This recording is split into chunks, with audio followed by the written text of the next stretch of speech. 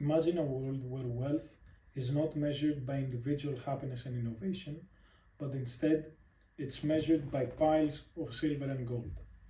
This was the mercantilist reality, an ideology that shaped trading policies for centuries. Then economist David Ricardo came along to challenge these points with his revolutionary idea: what if we all simply do what we are best at and trade freely? Hello, my name is Dimitris Papaioannou. And I'm Philippos Ioannis Panayotakis. And today we're going to talk about international trade and more specifically mercantilists versus David Ricardo. To start with, we're going to talk about the mercantilists' view regarding trade restrictions and more specifically their core belief. Now, mercantilists emphasize on a positive trade balance, meaning more exports than imports, to accumulate wealth in form of gold and silver. Now, their trade restrictions are tariffs and quotas imposed to limit imports of finished goods and encourage exports, and also imports of raw materials are allowed to fuel the domestic industry. Now, the economic rationale: trade restrictions would strengthen a country's economic and military power by fostering domestic industries and ensuring a steady inflow of precious metals. Now we're going to talk about how these ideas developed during that time. Mercantilism developed during between the 16th and the 18th century, a time of colonial expansion, naval dominance, and an intense competition among European nations. Now, gold and silver was equated with wealth and power by mercantilists, enabling nations to fund wars and make expansion efforts. In addition, mercantilists lacked a comprehensive understanding of economic systems and often equated wealth with tangible resources rather than productivity or trade efficiency. Policies were shaped by nationalistic priorities, meaning state strength over global efficiency. Now, we're going to talk about the influence of mercantilism in contemporary economic theory or debates. Regarding protectionism, modern protectionism policies such as tariffs and subsidies echo mercantilist ideas. An example is that debates about protecting domestic jobs or industries are often drawn from mercantilist arguments. Now, regarding the trade surplus focus, some nations, such as China and Germany, prioritize achieving trade surpluses. This is also an idea that reflects the mercantilist view of export-driven growth.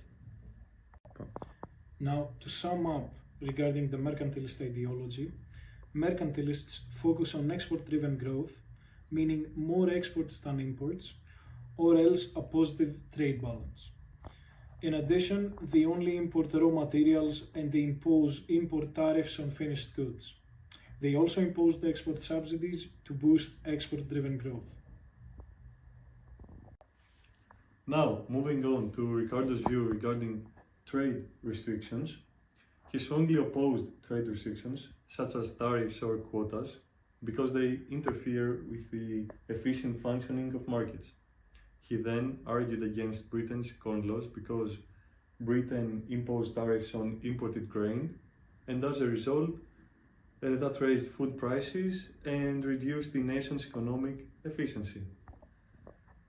Furthermore, Ricardo introduced the theory of comparative advantage, where countries specializing in producing goods that they can produce more efficiently than others, then they export those goods and they import all of the other goods from the other countries, which leads to increased wealth for all nations involved in the trade. Now, how those ideas developed during that time? His ideas emerged during the Industrial Revolution, which was a period of rapid technological progress, which created an environment where specialization and trade could yield significant benefits. The scientific revolution influenced Ricardo to view trade through an analytical framework.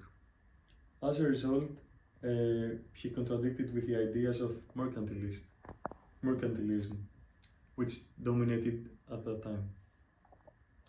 Regarding the influence of Ricardo in contemporary economic theory or debates, his theory of comparative advantage remains a cornerstone of modern international trade theory, which helped informing the basis of policies promoted by the World Trade Organization.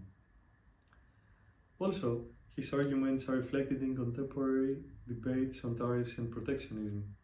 For example, discussions surrounding Brexit or the US-China trade war. It's important to note that modern economists often build on Ricardo's work to address complexities that he did not fully explore, such as the distribution of trade benefits, the labor market disruptions, and finally, environmental impacts. To sum up, Ricardo is against trade restrictions, unlike mercantilists.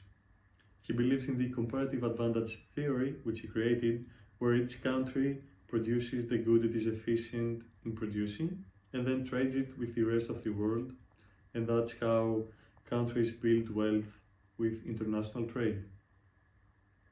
On the other hand, Ricardo failed to mention how gains from the trade are split, nor the labor market disruptions and environmental impacts.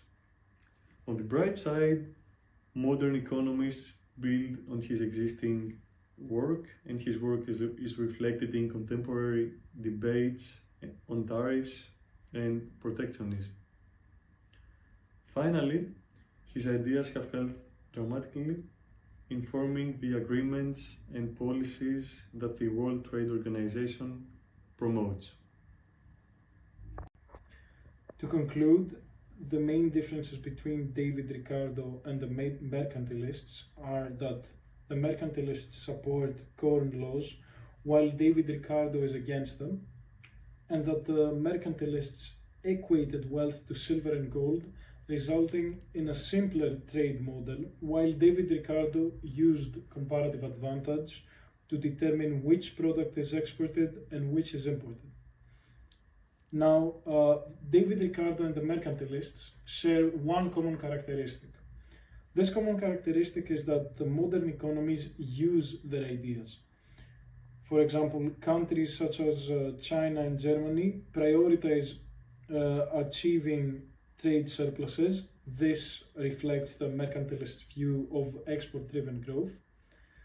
And in addition, the comparative advantage theory is used by the World Trade Organization to form the basis of the policies that they promote.